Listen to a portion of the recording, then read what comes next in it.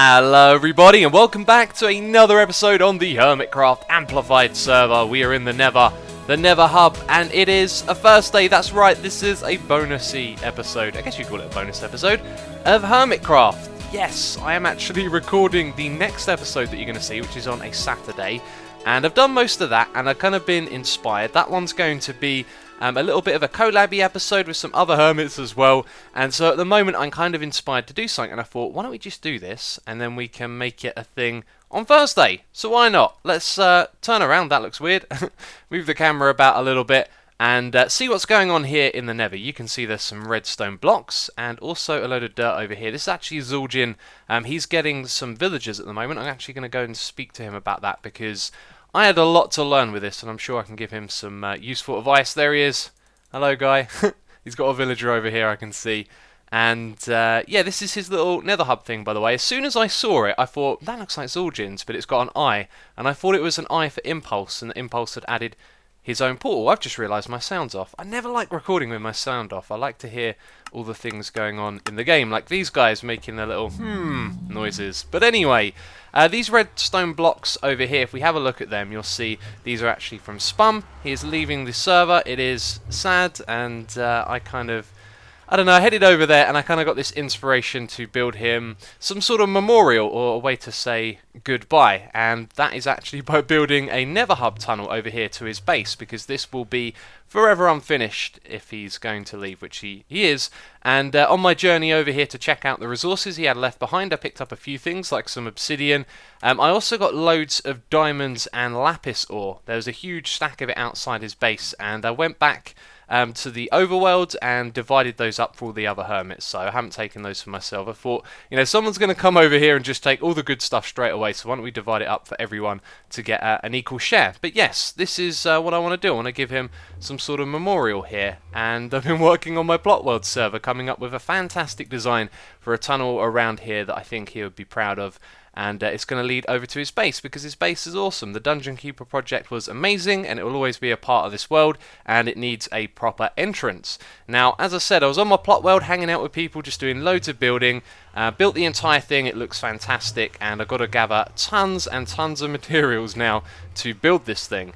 And I'm still inspired at the moment, but I imagine as the day goes on it might get a bit of a grind. There is seriously a lot of materials, but for now we're just going to crack on and grab those. So loads of things to get, and I don't really think I have all of the things I actually need. I'm pretty sure I've got enough andesite and stone. The things I'm going to suffer on are birch and also spruce wood.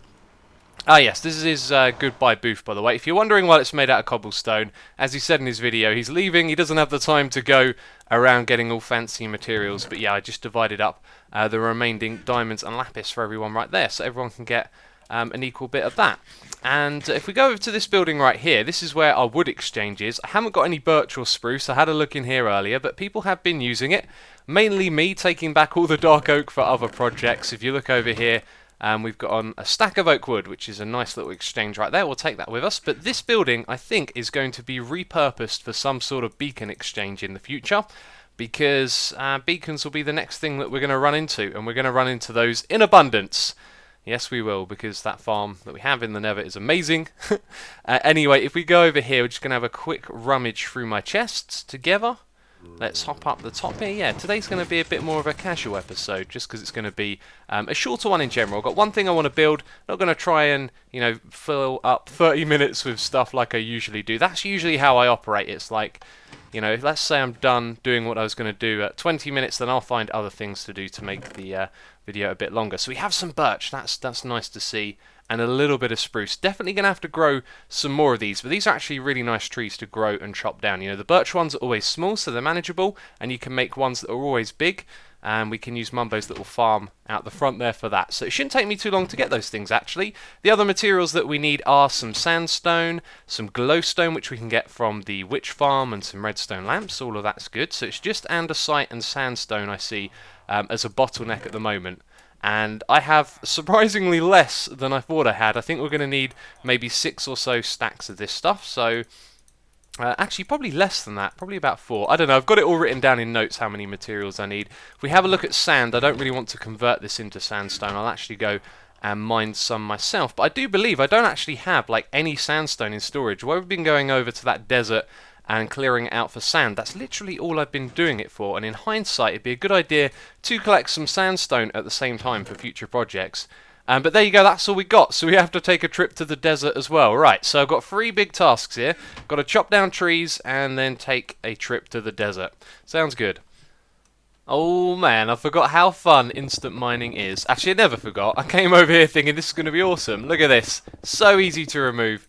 Great stuff right here. But the thing is, because we're amplified, as I was approaching this bit over here, I was thinking, right, well, let's take it out like the wastelands. Let's leave behind the stone. But as you can see, it's just so much deeper because of how amplified it is. And you can see over here where someone's dug away a whole bit. So we can just blitz along like this. This isn't actually the fastest way to instant mine. In fact, this is something that I've talked about before and that you should definitely take note if you don't know the fastest way to instant mine. But look at what we're doing right now. We're instantly removing the blocks one by one. So if we go down by 2 and then just go across to the side like this, now we're removing a heck of a lot more, a heck of a lot faster as well. And so that's a really good way to get loads of blocks. And we've probably got all the ones that we need right now while I've been rambling. We've definitely got a few stacks. I don't think we need a ridiculous amount for this. And this is going ever so well so far.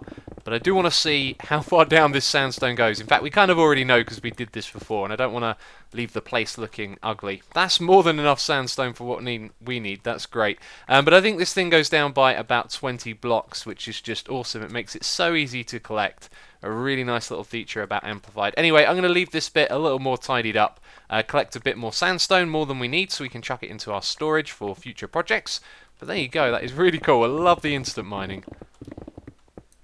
Okay, that was fast. Those big spruce trees are a lifesaver. Look at this, we've got plenty. Probably actually going to need some more, not 100% sure. I didn't really do the math. You see, I've got all the numbers written down for the different things that we need, but just kind of feel like grabbing what we need and building at this point so I can show you what we're going for. So, we do actually need quite a lot of stuff out of here. Let's make sure we don't leave anything behind. Oh yeah, the glowstone, I know what that's for. Actually, yeah, there's some other things that I need to grab as well. But have I got everything that I need?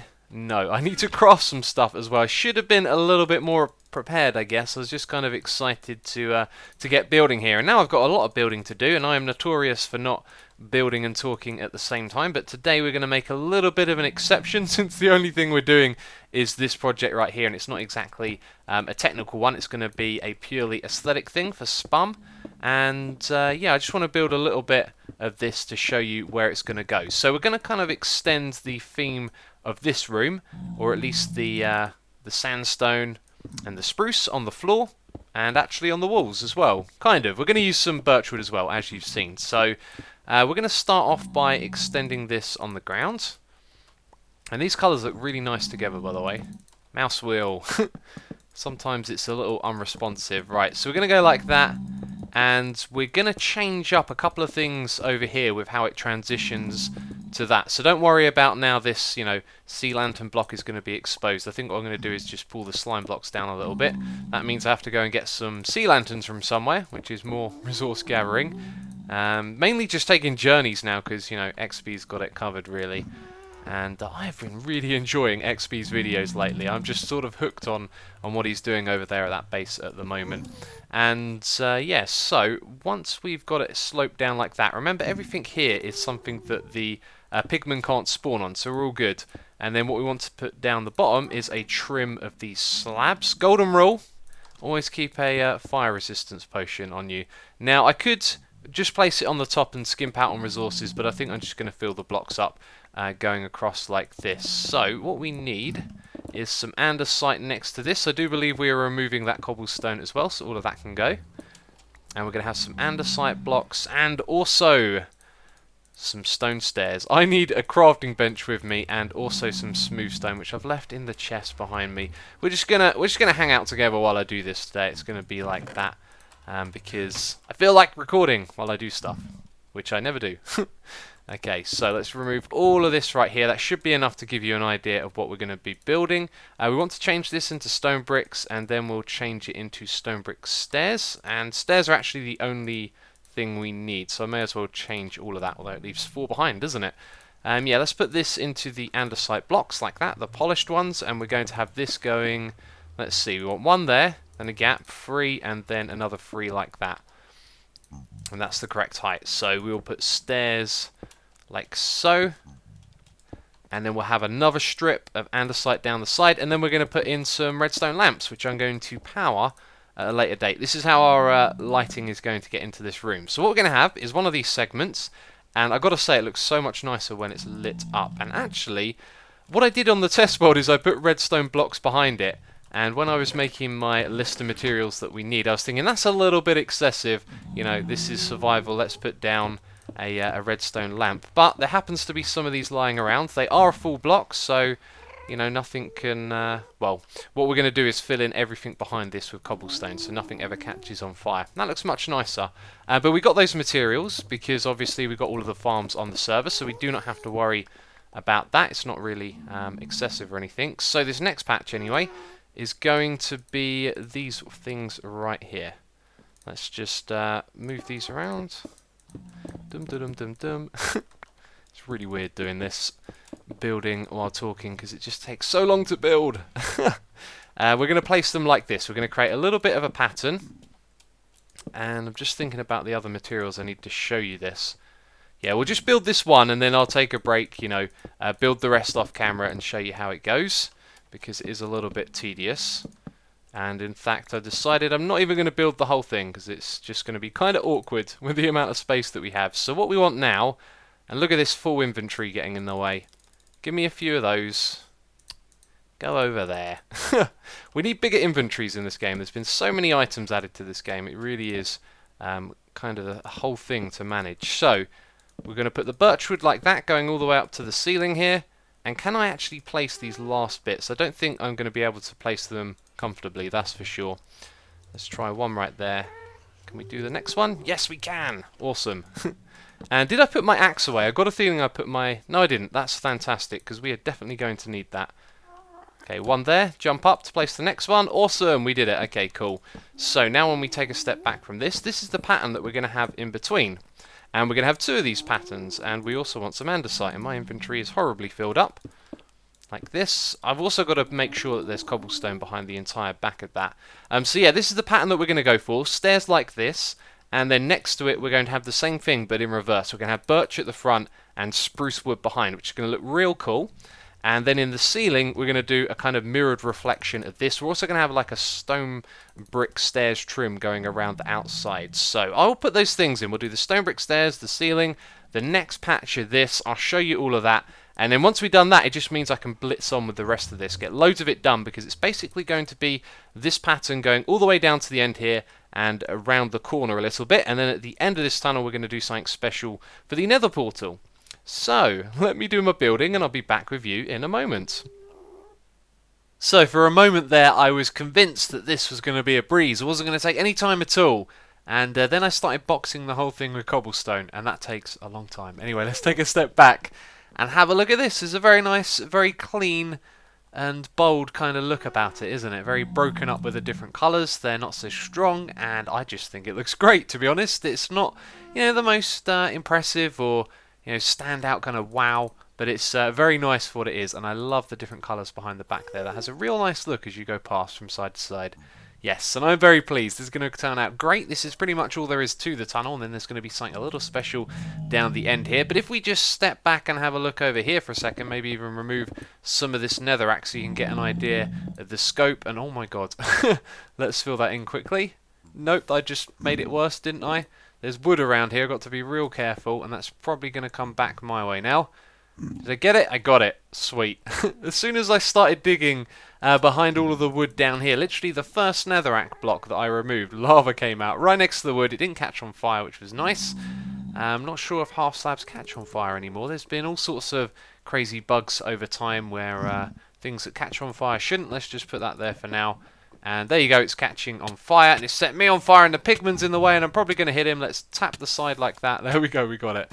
Okay, and I've fallen in a hole. This is just going ever so well. So I need to eat, and always have a fire resistance potion on you. One of those things I like to do when I am on fire is just wait and use the potion at the last minute. So I'll wait until my health goes all the way down here, because sometimes you get set on fire for quite some time. But anyway, we were just trying to have a look at the scope of the job here. By the way, I'm holding down click, as you can clearly see. If I go in front of the pigman here, Oh, that scared me. You're not actually going to hit him. That's a little change that Dinnerbone made. I've mentioned that before. Thought I'd mention it again. So yeah, the cobblestone kind of goes all the way down the bottom there, all the way around here, and so it's like a really big circle to put in, and it takes a while to build. But once I've done that, it was easy to build all of this. So I will do the other side. I'll do the corner. I'll do a little bit of it going in this direction, and I'll come back with you when we've done that, which will be a bit of time for me. But when we have done that, we're going to do something different down the end here, which I think you're really going to like. It's going to be the finishing touch on what is essentially a memorial for Spum, and as someone said on the Plot World server,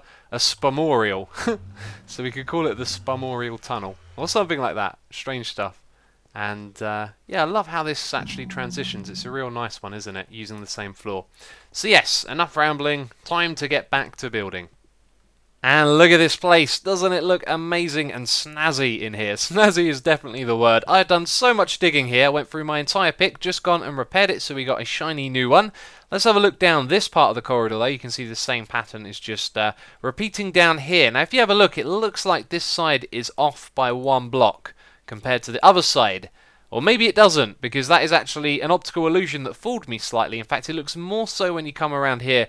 The reason why I think is just because the netherrack is closer to this wall on this side and further away on that side, and so it kind of just makes it feel like that one's a little bit further forward. And it threw me off for a second, but I checked it. It's absolutely fine. We can see, standing here in the middle, it's all good. And yes, this is it. This is like the entire tunnel almost done. There's a little bit more to do at the back here behind the portal, which I've moved and made a little bit bigger as well. And what we're going to be doing is putting Spumwack's face into this. And we're going to do it with stone, not using the colour of the skin in the game, if you know what I mean, that kind of pinkish skin colour. We're going to be using stone to do this, kind of grey, as Spumwack is actually online at the moment. He's going to be joining us later for something you'll see in the next video. But yeah, this is going to be like a memorial, so grey is kind of the colour for the past in some respects. Kind of a moody colour. Not really sure if I'm making much sense. I'm pretty sure actually I'm making a lot of sense. And most of you know what I'm talking about here. Alright, we are now ready to put Spumwack's face into the wall. And check it out, I got a couple of his skulls. You'll find out what happened right there in the next video. As I said, we were getting together for an event. And yeah, I got a couple of skulls from killing Spumwack. So I thought I'd put them down here. To be honest, I don't actually think they look that great. They kind of look a little bit out of place. Maybe actually. And I got rid of all my blocks. But imagine we had some stairs just poking out under the edge, and then they were actually on the stairs. That might look better. I'll play around with that. But anyway, the reason that we're here is to check out the face in the wall. It looks really cool, actually. And I haven't put in the last of the blocks, and you can really make out his face. And now that we have this, you've got, like, the perfect comparison right there. It's very cool. So we're going to be using these two colours right here. They are obviously very brownish. And we're going to need to pillar up to place some of these as well. So I was supposed to have already had this done, but I just hit record. So here we go. We're just going to place it in together. And I do believe that's the darker one. It's so brown, it's hard to tell sometimes. Yes, grey. Grey would be the darker one. So we're going to put dark all in these places. The light ones are for the eyes, and then dark down the bottom as well. And on this side. And then let's get rid of this cobblestone, which is spoiling the view. And that is option 1 right there. I think that looks pretty cool. We've got the grey, as I said, kind of representing the memorial aspect. And then we left in the colour with the brown, which is very similar to the colour of this, but we should also try it a little bit different as well, I think. Okay, that is the alternative right there. And the eye colour was originally going to be clay, so let's just pop that in. And you can see it's a little bit bright. It looks a little bit odd, doesn't it? So actually, let's try the light wall over here, the light grey wall. That's a little bit more subtle. And there you go, there's our two options. This one being a lot more grey, this one keeping the brown of Spumwack's facial hair colours, I guess you could say.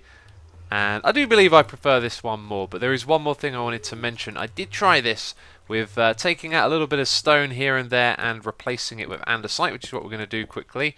Won't do a lot of it, but I didn't really feel like this actually worked, like it added anything. And usually with walls this can help break up the texture a bit, but in this case I don't really feel like that's exactly necessary, and it kind of looks a little bit silly maybe.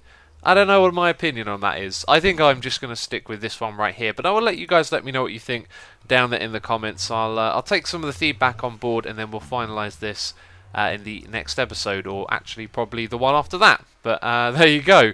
And I also tried this over here. It'll probably look a lot better with stone, but I didn't really like that, so let's just grab that back. And that's right, these guys are now going to float out in the open, because before they were attached to the block behind them, actually looks a little bit better. I'm not sure. But there you go. We built the Spumorial. I was going to have said that wrong. Spumorial.